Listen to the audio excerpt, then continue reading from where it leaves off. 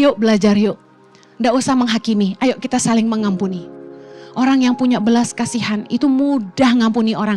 Dan saya kasih tahu, orang yang mudah ngampuni orang, hidupnya tuh penuh damai sejahtera. Hidupnya penuh sukacita. Hidupnya tuh enteng, ringan, gak ada beban. Amin. Hanya di dalam nama Yesus berkatilah umatmu yang siap diberkati, sama-sama katakan.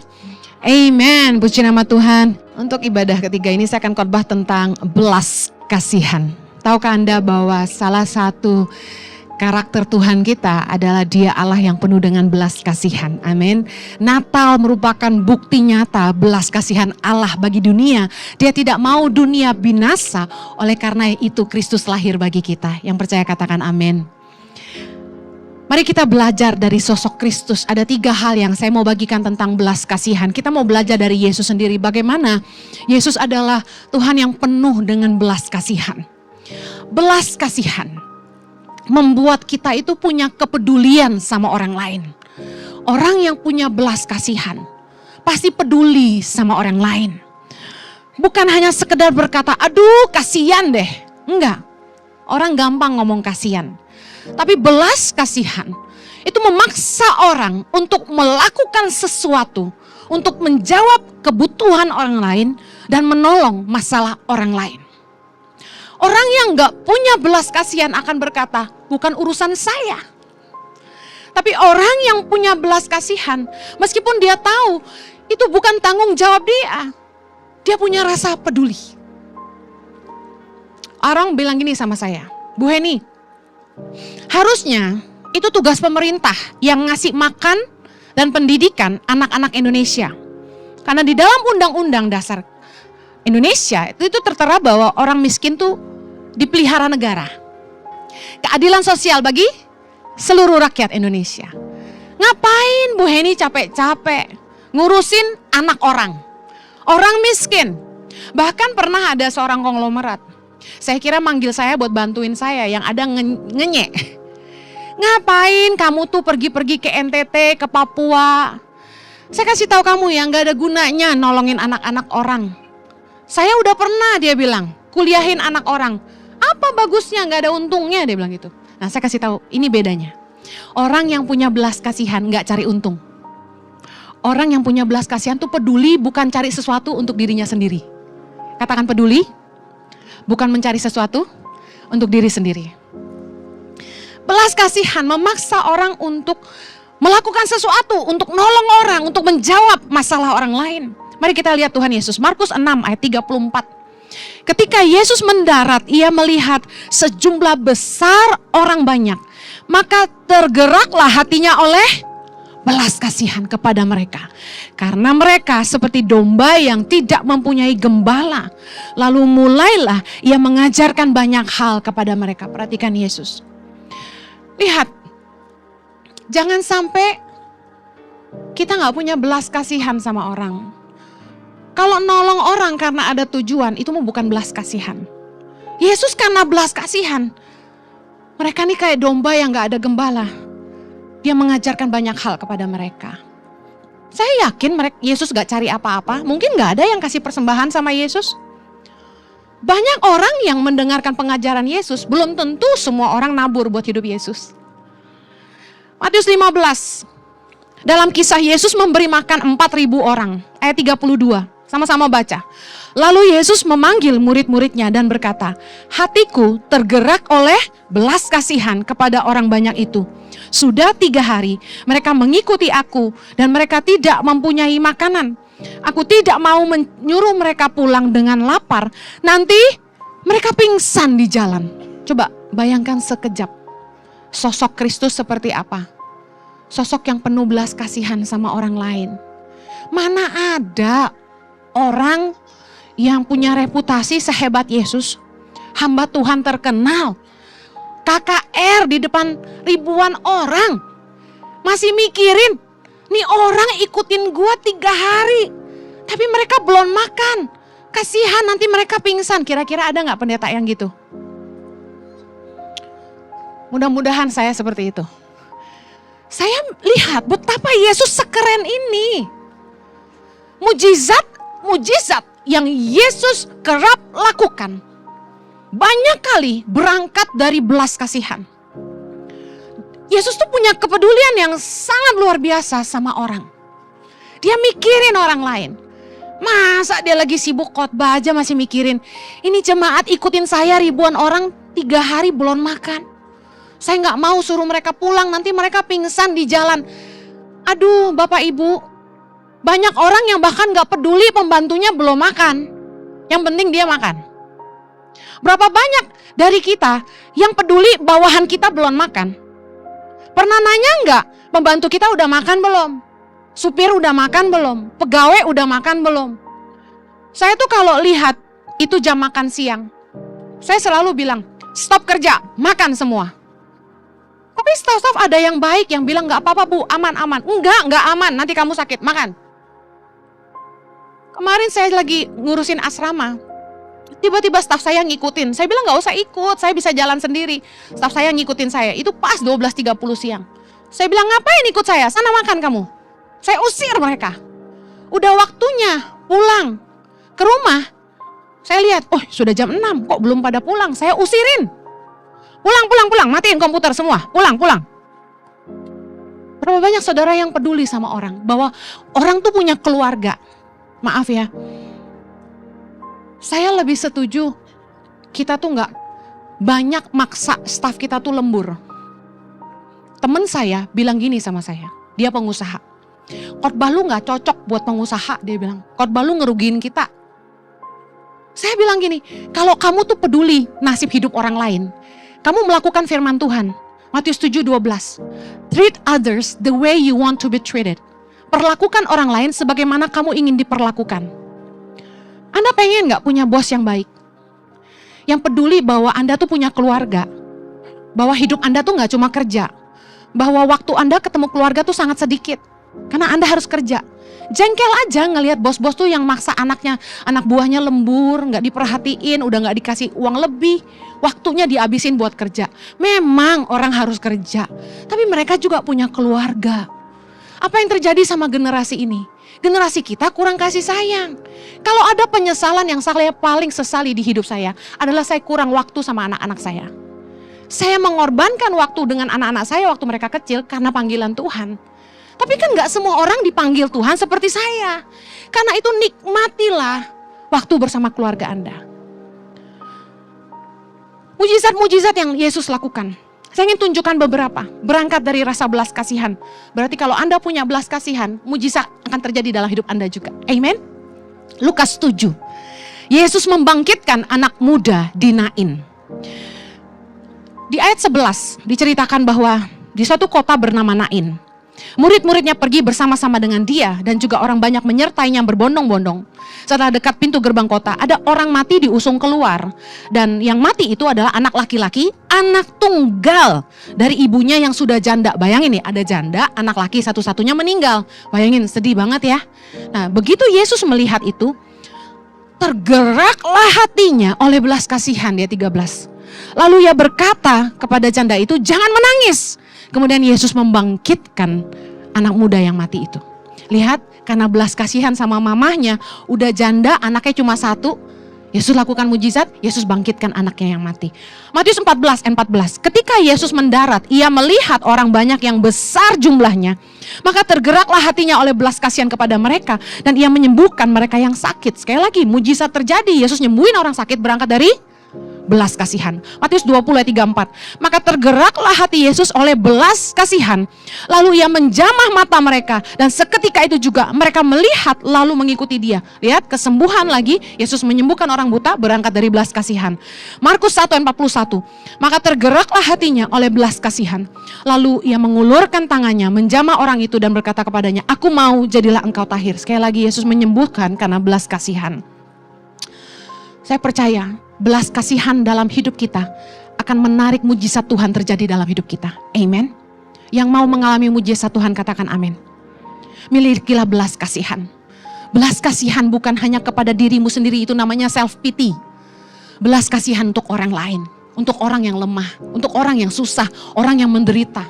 Saya percaya kalau hari ini saya dan Pak Jojo mengalami mukjizat Tuhan, di mana kami diberi kepercayaan sama Tuhan, ngasih makan 8.700 anak-anak di 110 titik di seluruh Indonesia saat ini. Itu mukjizat dari Tuhan. Bagaimana kita bisa kasih makan segitu banyak orang, kasih makan anak 3 aja orang pusing, betul gak? Ini mujizat Tuhan, kami mengalami mujizat, kami berjalan dalam mujizat. Berangkat dari apa? Belas kasihan akan orang lemah. Saya mau challenge Anda, apakah Anda peduli sama orang lemah? Karena firman Tuhan berkata, orang yang menaruh belas kasihan pada orang lemah itu memiutangi Tuhan yang pasti akan membalasnya. Katakan amin. Orang yang punya belas kasihan itu peduli dan mikirin orang lain. Enggak semata-mata fokus kepada diri sendiri, kepentingan diri sendiri, dan hanya cari untung buat diri sendiri. Orang yang punya bisnis, kalau dia tuh punya belas kasihan, dia akan mikirin apakah produknya ini berdampak sehat atau tidak sehat buat orang lain. Apakah produk jualannya nolong orang atau nyusahin orang. Banyak pengusaha berangkat dari keserakahan, bukan belas kasihan. Kalau Anda ingin usahamu diberkati Tuhan, tahun 2025, yang pengen usahanya makin diberkati Tuhan, miliki belas kasihan. Miliki belas kasihan akan orang lemah. Jangan mentang-mentang Anda jualan sama orang middle class ke bawah, Anda jual barang yang murah tapi ngeracunin orang. Jangan, miliki belas kasihan. Orang yang punya belas kasihan itu seperti Kristus, pasti tidak mikirin kepentingan sendiri. Filipi 2 ayat 1. Jadi karena dalam Kristus ada nasihat, ada penghiburan kasih, ada persekutuan roh, ada kasih mesra, dan belas kasihan. Ayat keempat. Dan janganlah tiap-tiap orang hanya memperhatikan kepentingannya sendiri, tetapi kepentingan orang lain juga. Jadi apapun yang Anda lakukan, pastikan Anda gak cuma mikirin kepentingan Anda, tapi Anda mikirin kepentingan orang banyak. Orang yang punya belas kasihan peduli akan nasib hidup orang banyak. Peduli bahwa buah hidupnya tidak boleh merugikan orang. Karyanya harus menolong hidup orang. 1 Korintus 10 ayat 24. Para pengusaha baca ini keras-keras. 3, 2, 1. Jangan seorang pun yang mencari keuntungannya sendiri, tetapi hendaklah tiap-tiap orang mencari keuntungan orang lain. Ingat, belas kasihan membuat kita punya kepedulian. Katakan amin. Yang kedua, belas kasihan membuat kita mudah mengampuni kesalahan orang. Saya akan angkat dari Matius 18. Dikatakan judul perikopnya, perumpamaan tentang pengampunan. Kita akan lihat bagaimana belas kasihan membuat orang mengampuni. Satu hari dikatakan hal kerajaan sorga itu seumpama raja yang sedang nagih-nagih hutang sama hamba-hambanya. Ada seseorang yang berhutang 10.000 talenta kepada raja. Ketika dia tidak bisa bayar, raja menyuruh supaya istri dan anak-anaknya dijual. Istri dan anak-anaknya dijual untuk melunasi hutangnya. Tapi hamba ini memohon kepada raja itu, berikanlah aku waktu gitu, supaya dia bisa bayar hutang. Karena belas kasihan dikatakan dalam ayat 27, lalu tergeraklah hati raja itu oleh belas kasihan akan hamba itu, sehingga ia membebaskannya dan menghapuskan hutangnya. Berapa banyak Anda yang pernah menghapus hutang orang? Angkat tangan. 1, 2, wow, beberapa, puji Tuhan. Luar biasa sekali. Dengar baik. Belas kasihan itu bisa membuat kita melepaskan orang dan bisa membuat kita membebaskan orang dari hutang. Tahu gak apa rasanya punya utang terus dibebasin? Lega, bahagia, pengalaman yang luar biasa, yang kayaknya mustahil, impossible, mustahil banget. Ada orang yang bisa bilang ke kita, kamu hutang berapa sama saya? 100 juta. Oke, saya ampuni, saya bebaskan kamu dari hutang, kamu tidak berhutang apa-apa sama saya. Bisa gak kira-kira ngomong gitu? Hampir gak mungkin. Orang mau sekaya apapun, biasanya hampir gak pernah bebasin orang dari hutang. Raja ini dikatakan karena belas kasihan, dia membebaskan hambanya dari hutang 10.000 talenta. Apa yang terjadi? Ketika hamba itu keluar, Dia ketemu sama temannya yang berhutang sama dia 100 dinar saja. Jauh. 10.000 talenta, nanti Anda sendiri berapa rupiah. Dengan 100 dinar, jauh. Waktu dia ketemu temannya ini, dia bilang, bayar hutangmu, dicekek temannya. Bayar hutang kamu. Temannya ini bilang, aduh sabar dulu, kasih waktu. Sama persis seperti dia memohon kepada raja. Tapi apa yang dilakukan oleh hamba ini? Dia malah menjebloskan temannya itu ke dalam penjara karena tidak bisa melunasi hutangnya. Raja yang membebaskan si hamba ini mendengar cerita ini dan menjadi sangat marah. Raja itu suruh bawahannya tangkap hamba itu. Di ayat 32, raja itu menyuruh memanggil orang itu dan berkata kepadanya, hai hamba yang jahat, seluruh hutangmu telah kuhapuskan karena engkau memohonkannya kepadaku. Bukankah engkau pun harus mengasihani kawanmu seperti aku telah mengasihani engkau? Maka marahlah tuannya itu dan menyerahkannya kepada algojo-algojo sampai ia melunaskan seluruh hutangnya. Kita baca sama-sama ayat 35. Maka Bapakku yang di sorga akan berbuat demikian juga terhadap kamu, apabila kamu masing-masing tidak mengampuni saudaramu dengan segenap hati. Mari belajar. Orang yang punya belas kasihan akan mudah mengampuni kesalahan orang. Sebagai pemimpin, saya dan suami kerap kali mengampuni kesalahan bawahan-bawahan kami. Kerap kali. Bahkan ada beberapa yang kami bebaskan dari hutang. Kami juga dalam pengalaman menggembalakan mengampuni beberapa orang yang melakukan dosa. Kami ajak mereka untuk bertobat sungguh-sungguh dan kami minta mereka untuk bangkit lagi. Kami tidak menghakimi mereka, tapi kami minta mereka bertobat sungguh-sungguh dan bangkit lagi. Nah, tapi seringkali saya mendapati di antara bawahan maupun leader-leader yang kami tahu cacatnya, kami tahu mereka pernah buat apa. Ketika ada orang lain yang bersalah sama mereka atau kami bersalah sama mereka, aduh itu kayak gak ada ampunnya. Langsung dihakimi. Jadi lucu, satu kali kejadian. Saya baru mengampuni kesalahan salah satu leader. Tapi ketika dia dengar ada orang lain melakukan A misalnya, dengan keponya dia langsung tanya sama saya, oh dia kayak gitu ya? Oh kayak gitu ya orangnya ya? Dalam hati saya, kamu sendiri juga bikin salah. Ngapain kamu menghakimi orang lain? Tiba-tiba Roh Kudus itu kasih saya pewahyuan. Coba Anda bayangin sama-sama saya. Saya ingin ajak Anda mengalami pewahyuan ini. Bukankah Bapa kita di sorga adalah Tuhan yang maha tahu akan semua dosa dan pelanggaran kita? Bisakah Anda membayangkan bagaimana Tuhan melihat kita semua sibuk saling menghakimi dan menunjuk kesalahan kita? Sementara di hadapan Tuhan, kita semua berbuat salah. Saya yakin Bapa tertawa. Ngapain kamu hakimi orang lain sementara kamu juga bersalah? Roma 2 ayat 1, kita baca sama-sama. Karena itu, hai manusia, siapapun juga engkau yang menghakimi orang lain, engkau sendiri tidak bebas dari salah. Sebab dalam menghakimi orang lain, engkau menghakimi dirimu sendiri. Karena engkau yang menghakimi orang lain melakukan hal-hal yang sama, cuma bentuknya beda. Yuk belajar yuk, nggak usah menghakimi, ayo kita saling mengampuni.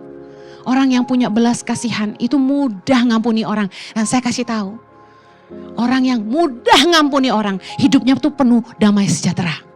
Hidupnya penuh sukacita. Hidupnya tuh enteng, ringan, gak ada beban. Amin.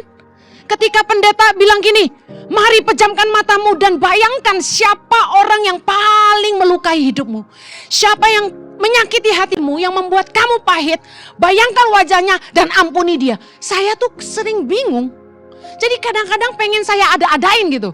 Siapa ya? Biar ada materi doa gitu kan. Saya bayangin siapa yang gue sebel ya. Ya udah deh ini aja deh gitu. Saking gak ada. Dengar. Kolose 3 ayat 13. Firman Tuhan berkata, sabarlah kamu seorang terhadap yang lain dan ampunilah seorang akan yang lain. Apabila yang seorang menaruh dendam terhadap yang lain sama seperti Tuhan telah mengampuni kamu, kamu perbuat jugalah demikian. Yuk, miliki belas kasihan. Kalau orang salah tuh diampuni. Saya kasih tahu ya. Firman Tuhan berkata dalam Yakobus 2 ayat 13, penghakiman yang tak berbelas kasihan akan berlaku atas orang yang tidak berbelas kasihan. Banyak Anda yang pengen mendapat belas kasihan Tuhan. Belas kasihan jugalah kepada sesama. Nah, saya belajar bahwa gini, kalau orang tuh punya hatinya Tuhan, mereka pasti punya belas kasihan akan jiwa-jiwa. Hatinya Tuhan itu dunia ini. Hatinya Tuhan adalah ini. Dia tidak mau seorang pun binasa, tapi semuanya beroleh hidup kekal. Amin.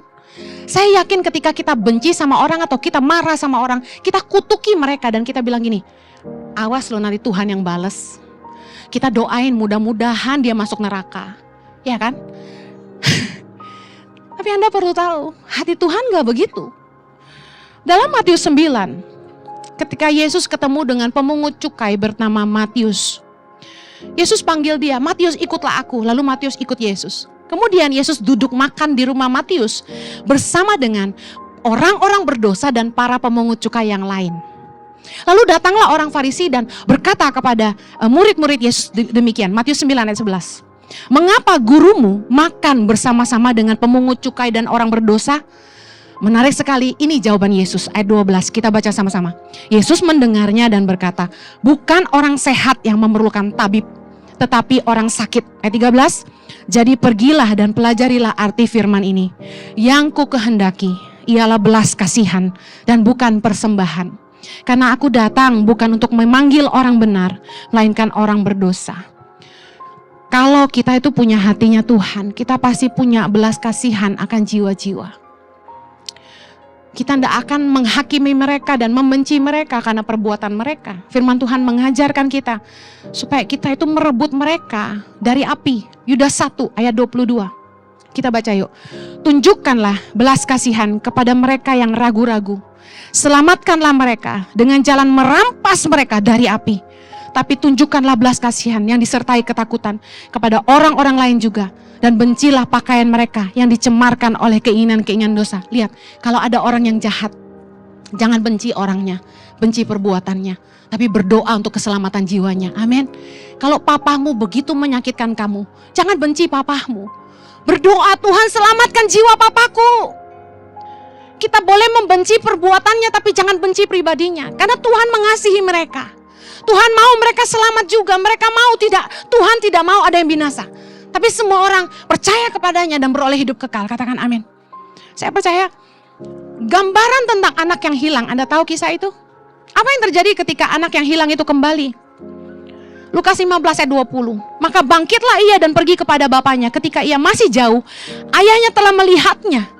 Lalu tergeraklah hatinya oleh belas kasihan. Sekali lagi belas kasihan. Ayahnya itu berlari mendapatkan dia, lalu merangkul dan mencium dia. Meskipun anak bungsu ini kurang ajar, meninggalkan papahnya yang sudah tua, bukan bantu papahnya, ngabisin harta warisan papahnya. Tapi waktu anak bungsu ini kembali, karena belas kasihan, papanya membuka tangan dan menyambutnya pulang.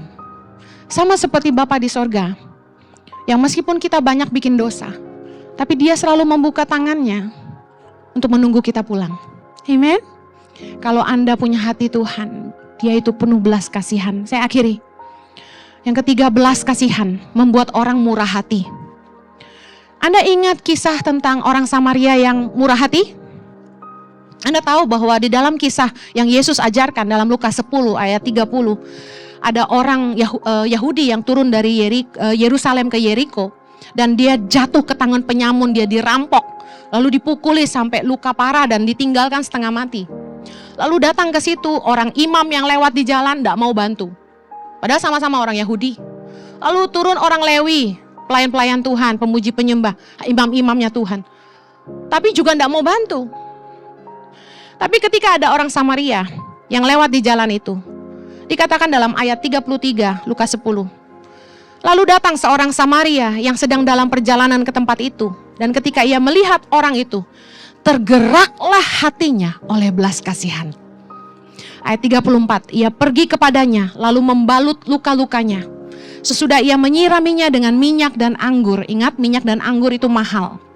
Kemudian ia menaikkan orang itu ke atas keledai tunggangannya sendiri. Jadi dia jalan kaki. Keledainya dipakai buat angkut orang ini. Lalu membawanya ke tempat penginapan dan merawatnya. Keesokan harinya ia menyerahkan 2 dinar kepada pemilik penginapan itu, katanya, rawatlah dia, dan jika kau belanjakan lebih dari itu, aku akan menggantinya waktu aku kembali. Keren ya? Saya tuh lihat orang Yahudi dalam adat istiadat, dalam sejarah, itu tidak bergaul sama orang Samaria. Orang Yahudi menganggap orang Samaria itu kafir. Tapi dalam kisah orang Samaria yang murah hati ini, kita dapat melihat bagaimana orang Samaria ini justru menunjukkan belas kasihannya dalam kemurahan hati. Dia tidak kenal orang ini. Orang ini orang Yahudi yang menganggapnya kafir. Tapi dia mau peduli, dia obati lukanya, dia siram dengan anggur dan minyak yang mahal. Dia bawa ke tempat penginapan dan dia tanggung semuanya. Bahkan biaya yang akan timbul kemudian dia siap tanggung. Anda mau gak keluar uang untuk orang lain? Anda mau gak kuliahin anak orang lain yang Anda tidak kenal, yang menjadi musuh Anda? Kalau Anda ketemu sama bos yang pernah merendahkan Anda, maukah Anda menolong dia waktu dia susah? Orang Samaria ini jelas menunjukkan kemurahan hati yang luar biasa. Karena belas kasihannya, dia tidak pandang bahwa orang Yahudi ini memandang dia rendah. Tapi dia tetap menolong. Orang yang murah hati itu cepat mengampuni. Saya mau akhiri. Belas kasihan itu membuat kita tuh gak pelit dan gak perhitungan. Karena kita kasihan. Betul? Kita gak mikir, ini hasil kerja gua nih, ini tabungan gua nih.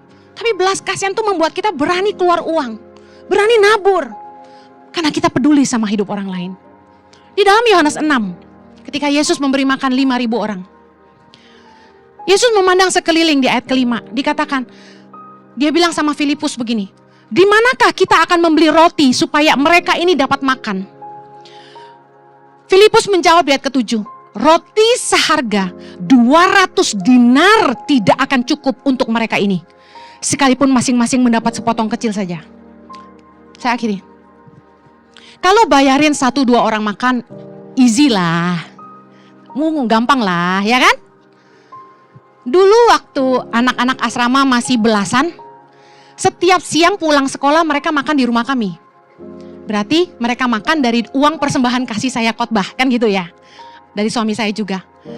Begitu anak asrama mulai puluhan, naik turun angkanya karena kalau udah ada yang selesai kan diutus ke lapangan. Sekarang ini di angka sekitar 60-an. Mikir 2 kali traktir mereka makan di restoran. Bisa paham ya? Apalagi all you can eat.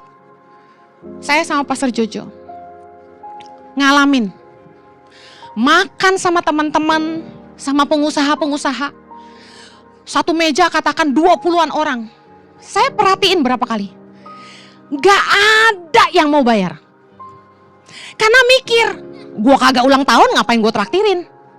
Banyak begini orangnya. Bisa habis berapa nih? Anda tahu dong. Orang kalau giliran pesen, itu dia lupa diri. Lupa diri kenapa? Dia pesennya udah banyak, terus lupa bayar. Giliran pesen, semua ikut pesen. Tapi giliran bayar, orang pura-pura lupa. Lupa ingatan.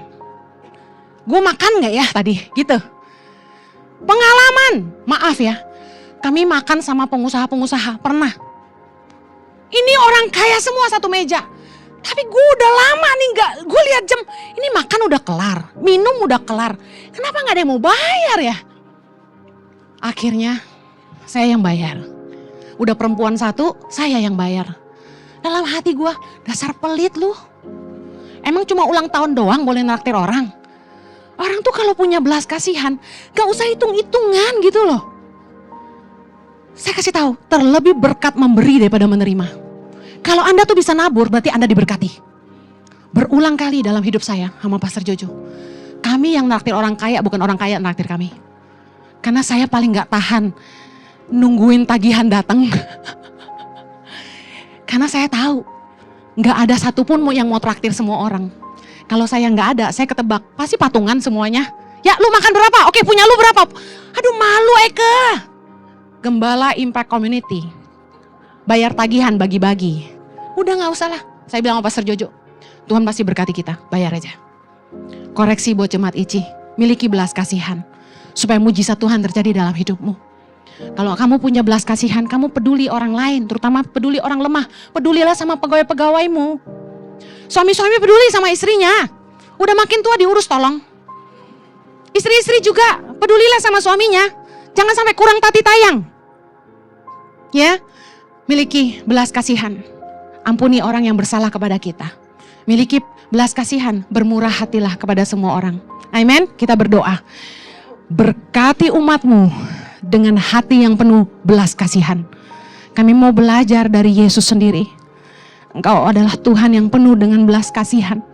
Karena itulah Engkau datang untuk menyelamatkan kami. Berkati kami supaya dalam hidup ini kami mengerti arti kasih. Kasih yang peduli. Kasih yang mau mengampuni. Dan kasih yang mau berbagi. Di dalam nama Yesus kami berdoa.